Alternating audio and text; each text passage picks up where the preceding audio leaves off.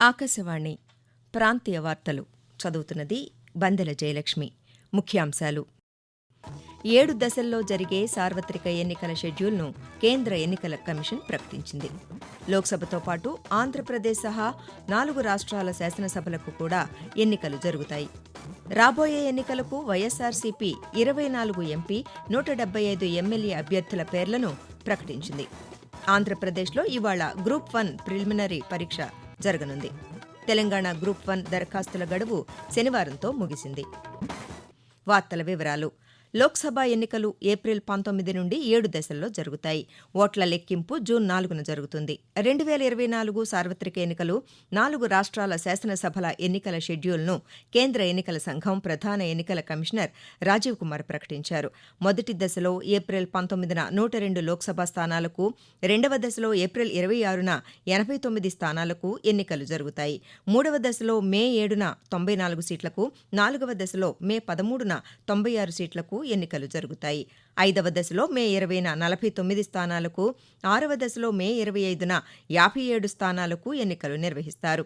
చిట్ట చివరి 7వ దశలో జూన్ 1న 57 సీట్లకు ఎన్నికలు జరుగుతాయి. ఓట్ల లెక్కింపు జూన్ 4న జరుగుతుంది.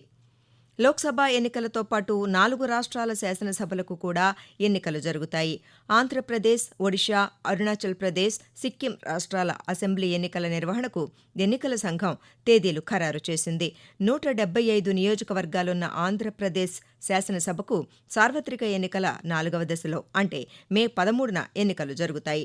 147 స్థానాలున్న ఒడిషా శాసనసభ ఎన్నికలు 4 విడతల్లో మే 13, 20, 25, జూన్ 1న జరుగుతాయి. 60 సీట్లున్న అరుణాచల్ ప్రదేశ్, 32 సీట్లున్న సిక్కిం శాసనసభలకు ఒకే విడతలో ఏప్రిల్ 19న ఎన్నికలు జరుగుతాయి. ఆ 4 రాష్ట్రాల్లోనూ పార్లమెంట్, శాసనసభ ఎన్నికలు ఒకేసారి జరుగుతాయి. ఆంధ్రప్రదేశ్ శాసనసభకు ఎన్నికల నోటిఫికేషన్ ఏప్రిల్ 18న విడుదలవుతుంది. నామినేషన్లు దాఖలు చేయడానికి ఏప్రిల్ 25 వరకు గడువుంది. నామినేషన్ల పరిశీలనకు ఏప్రిల్ 26 వరకు అవకాశముంది. నామినేషన్ల ఉపసంహరణకు ఏప్రిల్ 29 వరకు వీలుంది. రాష్ట్రంలోని 175 శాసనసభ నియోజకవర్గాల కోసం మే 13న పోలింగ్ జరుగుతుంది.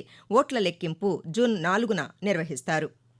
దేశంలో రిజిస్టర్డ్ ఓటర్లు 97 కోట్ల మంది ఉన్నారని ప్రధాన ఎన్నికల కమిషనర్ రాజీవ్ కుమార్ వెల్లడించారు. 2024 సార్వత్రిక ఎన్నికలు నిర్వహించడానికి 10.5 లక్షలకు పైగా పోలింగ్ స్టేషన్లు ఏర్పాటు చేస్తున్నామని ఆయన చెప్పారు. ఎన్నికల నిర్వహణ, భద్రతా విధుల్లో 1.5 కోటి మంది సేవలందిస్తారని చెప్పారు. ఈసారి ఎన్నికల్లో 1,82,00,000 మంది యువతీ యువకులు మొదటిసారి ఓటు హక్కును వినియోగించుకుంటారు. దేశ ఎన్నికల చరిత్రలో మొదటిసారిగా 85 ఏళ్ల వయసు పైబడిన వారికి, దివ్యాంగులకు ఇంటి నుంచే ఓటు వేసే సదుపాయం కల్పిస్తున్నారు. ఎన్నికలు సజావుగా సాగేందుకు అన్ని ఏర్పాట్లు చేశామని తెలిపారు. దేశంలో అవినీతిని సమూలంగా నిర్మూలించడానికి, అభివృద్ధిని సాకారం చేయడానికి రాబోయే లోక్సభ ఎన్నికల్లో తమకు అండగా నిలవాలని భారతీయ జనతా పార్టీ సీనియర్ నేత, ప్రధానమంత్రి నరేంద్ర మోదీ ప్రజలను కోరారు. కర్ణాటకలోని కలబురగిలో ఒక బహిరంగ సభలో మాట్లాడిన ప్రధానమంత్రి బీజేపీ నేతృత్వంలోని కేంద్ర ప్రభుత్వం ఆయుష్మాన్ భారత్, జల్జీవన్ మిషన్, ఉజ్వల యోజన, పీఎం ఆవాస్ యోజన వంటి పథకాలను అమలు చేసిందన్నారు. కలబురగిలో జాతీయ రహదారి, రైల్వే లైన్ నిర్మాణ పనులు జరుగుతున్నాయన్నారు. కర్ణాటకను వ్యవసాయ, పారిశ్రామిక కేంద్రంగా తీర్చిదిద్దుతామని వాగ్దానం చేశారు. రాష్ట్రంలో అధికారంలో ఉన్న వైఎస్సార్సీపీ రాబోయే ఎన్నికలకు తమ పార్టీ అభ్యర్థులను ప్రకటించింది. వైఎస్సార్ జిల్లా ఇడుపులపాయలో జరిగిన కార్యక్రమంలో ముఖ్యమంత్రి వైఎస్ జగన్మోహన్ రెడ్డి సమక్షంలో మంత్రి ధర్మాన ప్రసాదరావు 24 ఎంపీ అభ్యర్థులు, 175 ఎమ్మెల్యే అభ్యర్థుల పేర్లు ప్రకటించారు. ఎమ్మెల్యే సీట్లలో ఎస్సీలకు 29, ఎస్టీలకు 7, బీసీలకు 48, మైనార్టీలకు 7 సీట్లు కేటాయించామని, వారిలో మహిళలు 19 మంది ఉన్నారని జగన్మోహన్ రెడ్డి చెప్పారు. అలాగే ఎంపీ సీట్లలో ఎస్సీలకు 4, ఎస్టీలకు 1, బీసీలకు 11 సీట్లు కేటాయించామని, వారిలో 5 మహిళా అభ్యర్థులు ఉన్నారని వివరించారు. మొత్తం మీద బీసీ, ఎస్సీ, ఎస్టీ, మైనార్టీలకు 50% సీట్లు కేటాయించామని వైఎస్ జగన్మోహన్ రెడ్డి తెలిపారు. ఎన్నికల ప్రకటన వచ్చిన నాటి నుండి రాష్ట్రంలో ఎన్నికల ప్రవర్తనా నియమావళిని కట్టుదిట్టంగా అమలు చేయాలని ప్రభుత్వ ప్రధాన కార్యదర్శి డాక్టర్ కెఎస్ జవహర్ రెడ్డి జిల్లా కలెక్టర్లను ఆదేశించారు. శనివారం విజయవాడలోని తమ క్యాంపు కార్యాలయం నుండి ఆయన జిల్లా కలెక్టర్లు, ఎస్పీలతో వీడియో సమావేశం నిర్వహించారు. ఎన్నికల షెడ్యూల్ వెలువడిన 24 గంటల్లోగా ప్రభుత్వ ఆస్తులపై గల అన్ని రకాల గోడరాతలు, పోస్టర్లు, కటౌట్లు, హోర్డింగ్లు, బ్యానర్లు, జెండాలు అన్నీ తొలగించాలని ఆదేశించారు. బస్టాండ్లు, రైల్వే స్టేషన్లు, రైల్వే రోడ్డు వంతెనలు, ప్రభుత్వ బస్సులు, విద్యుత్ స్తంభాలపై రాజకీయ ప్రకటనలు, గోడరాతలు, పోస్టర్లు, కటౌట్లు తొలగించాలన్నారు. ప్రభుత్వ వెబ్సైట్లలో మంత్రులు, ప్రజాప్రతినిధులు, రాజకీయ పార్టీల ఫోటోలను వెంటనే తొలగించాలని కెఎస్ జవహర్ రెడ్డి ఆదేశించారు. ఆకాశవాణి ప్రాంతీయ వార్తలు వింటున్నారు. రాబోయే ఎన్నికలకు రాష్ట్రంలో 46,000కు పైగా పోలింగ్ కేంద్రాలు ఏర్పాటు చేస్తామని రాష్ట్ర ప్రధాన ఎన్నికల అధికారి ముఖేష్ కుమార్ మీనా తెలిపారు. ఓటరు గుర్తింపు కార్డు కోసం దరఖాస్తు చేసుకున్న వారికి నెలాఖరులోగా కార్డులు అందజేస్తామన్నారు. ఓటరు కార్డు లేకపోతే 12 రకాల గుర్తింపు కార్డుల్లో ఏదో ఒకటి చూపించి ఓటు వేయవచ్చని వివరించారు. పోలింగ్ కేంద్రాల్లో తాగునీరు, ఇతర కనీస సౌకర్యాలు అందుబాటులో ఉంచుతామన్నారు.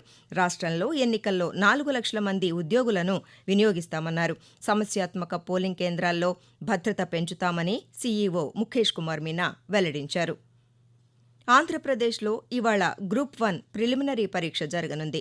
రాష్ట్ర వ్యాప్తంగా 89 ఉద్యోగాలకు గ్రూప్ 1 నోటిఫికేషన్ ఇవ్వగా ఈ పరీక్షకు సుమారు 1,50,000 మంది అభ్యర్థులు దరఖాస్తు చేసుకున్నారు.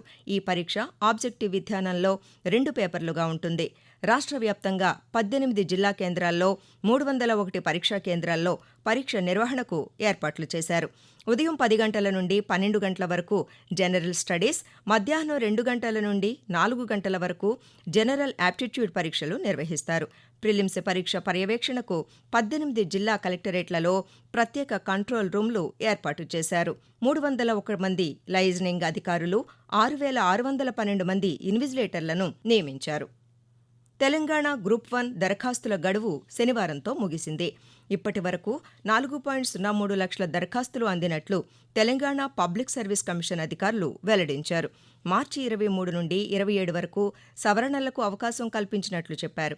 రాష్ట్ర వ్యాప్తంగా ఖాళీగా ఉన్న 563 గ్రూప్ 1 పోస్టుల భర్తీకి ఫిబ్రవరి 19న నోటిఫికేషన్ విడుదలైంది. గ్రూప్ 1 ప్రిలిమ్స్ పరీక్షను జూన్ 9న, మెయిన్స్ అక్టోబర్ 21 నుండి నిర్వహిస్తారు. రాష్ట్రంలో 6 జిల్లాల్లోని 87 మండలాలను కరువు మండలాలుగా ప్రకటిస్తూ ప్రభుత్వం నోటిఫికేషన్ జారీ చేసింది. ఈశాన్య రుతుపవనాల సీజన్లో సరైన వర్షాలు లేకపోవడంతో ఆ మండలాల్లో కరువు పరిస్థితులు నెలకొన్నాయని పేర్కొంది. ఆంధ్రప్రదేశ్లోని 63 మండలాల్లో తీవ్రస్థాయిలోనూ, 24 మండలాల్లో ఒక మోస్తరుగానూ కరువు ఉన్నట్లు ప్రకటించింది. నెల్లూరు జిల్లాలో 10, కర్నూలులో 18, నంద్యాలలో 13, అనంతపురంలో 14, సత్యసాయి జిల్లాలో 1, ప్రకాశం జిల్లాలో 31 మండలాలు కరువు బారిన పడినట్లు ప్రభుత్వం పేర్కొంది. ఆ మండలాల్లోని రైతులకు పంట నష్ట పరిహారం దక్కేలా చర్యలు చేపడుతున్నట్లు తెలియజేసింది. కాంగ్రెస్ అగ్రనేత రాహుల్ గాంధీ చేపట్టిన భారత్ జోడో న్యాయ్ యాత్ర శనివారం ముంబైలో ముగిసింది. 63 రోజుల పాటు నిర్వహించిన ఈ యాత్రను డాక్టర్ బిఆర్ అంబేద్కర్ చైత్యభూమి దగ్గర రాజ్యాంగ ప్రవేశికను చదివి ముగించారు. రాహుల్ ఈ యాత్రను జనవరి 14న మణిపూర్లో మొదలుపెట్టారు. దేశ ప్రజలకు న్యాయం, సమానత్వం చాలా ముఖ్యమని, వాటిని సాధించడమే తమ ఎన్నికల లక్ష్యమని రాహుల్ గాంధీ వెల్లడించారు. రాష్ట్ర వ్యాప్తంగా నిన్న నిర్వహించిన లోక్ అదాలత్లో 26,641కి పైగా కేసులు పరిష్కారం కాగా 72.05 కోట్ల రూపాయలు పరిహారం అందజేశారు.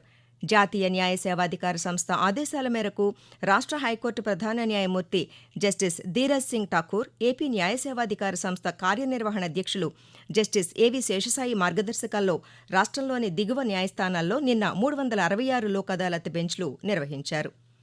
ఆకాశవాణి ప్రాంతీయ వార్తలు ముగించే ముందు ముఖ్యాంశాలు మరోసారి. 7 దశల్లో జరిగే సార్వత్రిక ఎన్నికల షెడ్యూల్ను కేంద్ర ఎన్నికల కమిషన్ ప్రకటించింది. లోక్సభతో పాటు ఆంధ్రప్రదేశ్ సహా 4 రాష్ట్రాల శాసనసభలకు కూడా ఎన్నికలు జరుగుతాయి. రాబోయే ఎన్నికలకు వైఎస్సార్సీపీ 24 ఎంపీ, 175 ఎమ్మెల్యే అభ్యర్థుల పేర్లను ప్రకటించింది. ఆంధ్రప్రదేశ్లో ఇవాళ గ్రూప్ 1 ప్రిలిమినరీ పరీక్ష జరగనుంది. ఆకాశవాణి ప్రాంతీయ వార్తలు సమాప్తం.